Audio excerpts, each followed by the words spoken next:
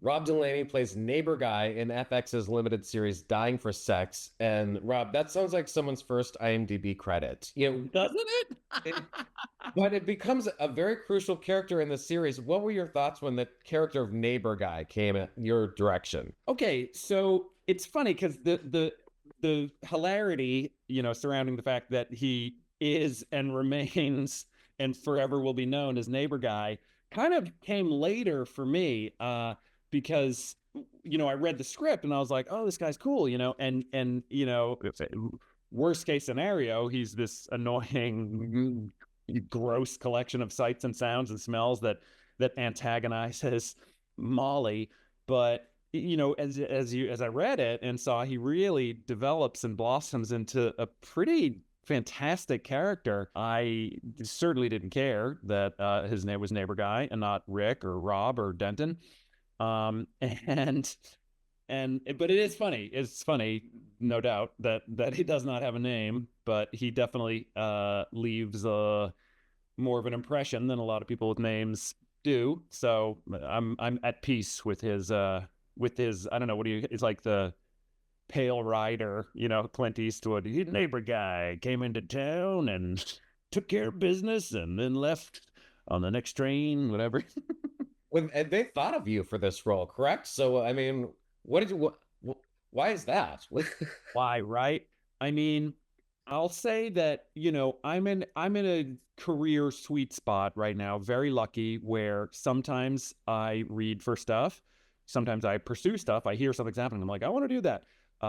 Sometimes it's an offer, and this was one of those that what they did offer. So I guess they thought that I had the right brew, the right ratio of, perverted to kind, I think. The right PK pervert kind ratio. And so it was a wonderful character to play because it's such a big gamut, that he runs. So it was a thrill.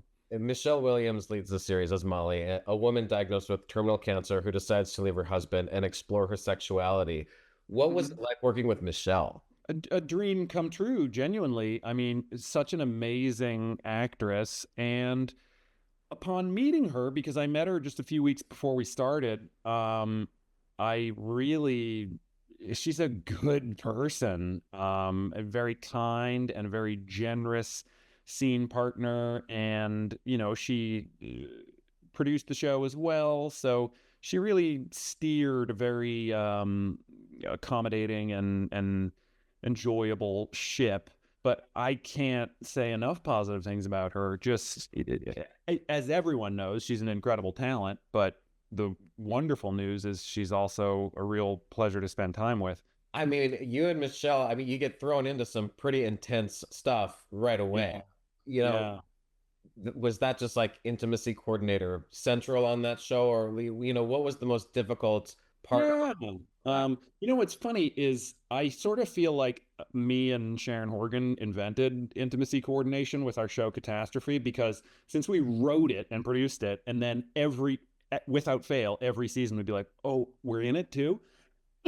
And so all our stuff would be like, would be like, request permission to caress your jowl, I mean your cheek, whatever, this part of your face, and so we kind of did all that stuff. So working, yes, I mean, intimacy coordinator was very, very involved in this show, but luckily I sort of had plenty of experience with that type of coordination and choreography, really. Also, I'm glad that the first thing that I ever made or that anybody saw me in was something that I produced as well. So I'm always very conscious of like time and making our days, and intimacy coordinators help you do that. So if you strictly from an economics perspective, I'm like, intimacy coordinators, bring them. I mean, he likes some interesting kinks. For Right. instance, he likes to be kicked in some very Mhm. specific areas, and Yeah. you had some fun with that, right? I mean, there was a piece that you would wear, and Yeah. in a junket you had said that there was maybe some fun on set with that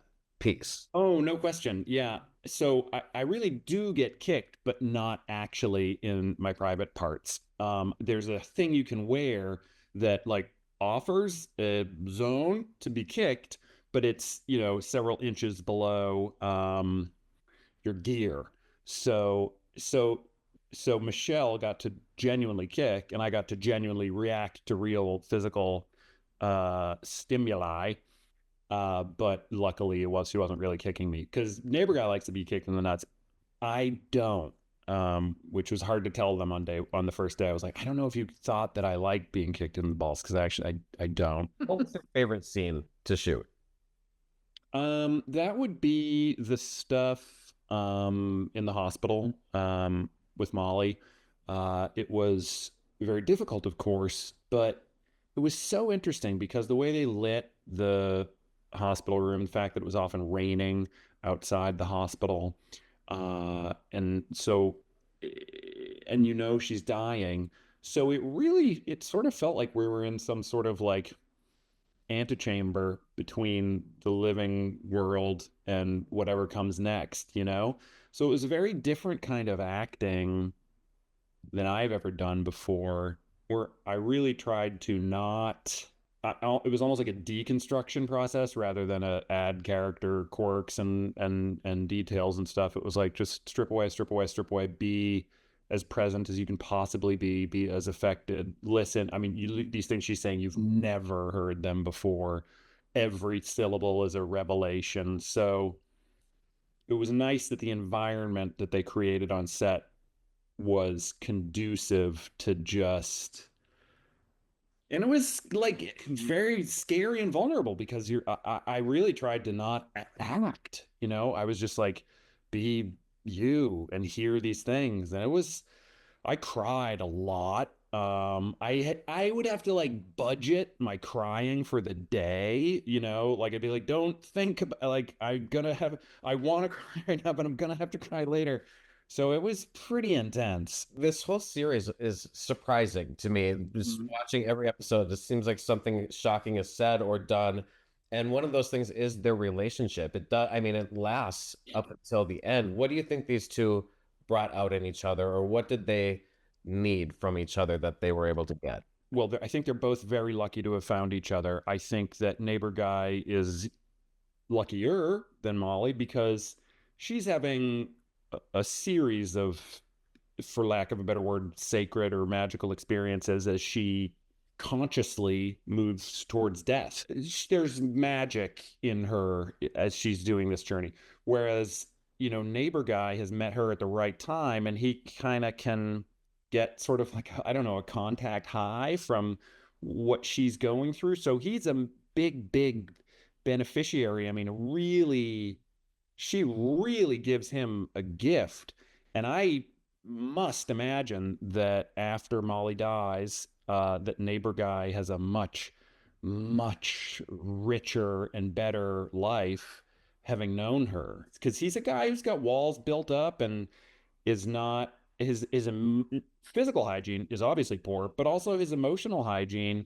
He's not saying how he feels as he feels it. He's like, and so there's a softening and a surrendering that happens, and I imagine he that stays with him. So he's so lucky to have met Molly, is what I think. And she really gets no judgment from him. I think that's Yeah, they are really suited to each other, and I think there's two. Neighbor guy, for me, he just wins. If Molly didn't die, they look poised to have a genuine, loving relationship. But she does die, so the future that he is going to have, I'm very optimistic about. Of course, he'll be sad. Of course, he'll grieve, but he's really had something very special happen to him due to the way that Kim and Liz wrote the show, and the way that Michelle portrayed Molly. Um, and Shannon Murphy, our wonderful director, who also lives in London, and I had breakfast with this morning. So this is one of those rare jobs where, yeah, I've actually remained in touch with people, because you don't always do that. You're like, have these intense experiences and then like maybe never see them again. But with this one, most of us are all in touch. what did you take away from this project as a whole? Like what do you think of it now, and what do you love most about it? It was my favorite job that I've ever had as an actor. Um, I don't count Catastrophe because I made that show. And so, but this show for me was of that stature. This was as much an event in my life because I love my career and I'm very grateful for it. But I often am put in stuff, and to be funny, and nothing wrong with that. I'll do it for the rest of my life if they let me. But to do something like this that was such a workout and such an educational experience. It spoiled me, certainly, because now I just want to do stuff where like everybody's firing on all cylinders and like so united, like a Voltron trying to make, the same wonderful thing.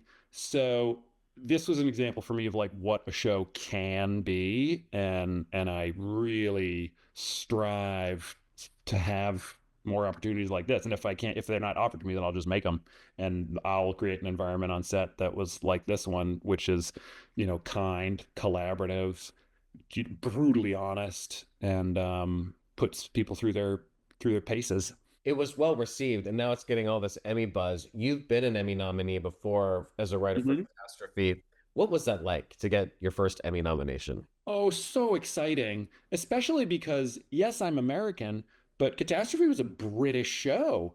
So they are under no obligation and often don't nominate British shows. So to be nominated as a writer, and because without a script, there's no show, so it really felt gratifying to know. Because, they say like television is a writer's medium. And so I was like, oh my God, we got nominated as writers. This is our medium, and so that was really, really fun. And that God, that's thrill. I was like, you're kidding me when I found out we got nominated. I was so excited. And also made it easier for me to get what they call indefinite leave to remain, which is the British equivalent of a green card, because then I got like a special talent visa. So many benefits to nominations like this, even beyond what you could ever imagine. What is the first award you won in life for anything? Oh, I remember it as though it were yesterday. I won a spelling bee in second grade and received a book about Pecos Bill, the man of legend from the American West. And I really wish I still had that book, but I mean, I was so excited. And I think the word I spelled was like dye fabric, like DYE. And I remember the kid ahead of me got the word first. He was like DIE. And I was like, oh, Pecos Bill book, you're going in my knapsack, because I knew it was DYE. So that's my favorite award. And also first one that I ever won was a little book about Pecos Bill.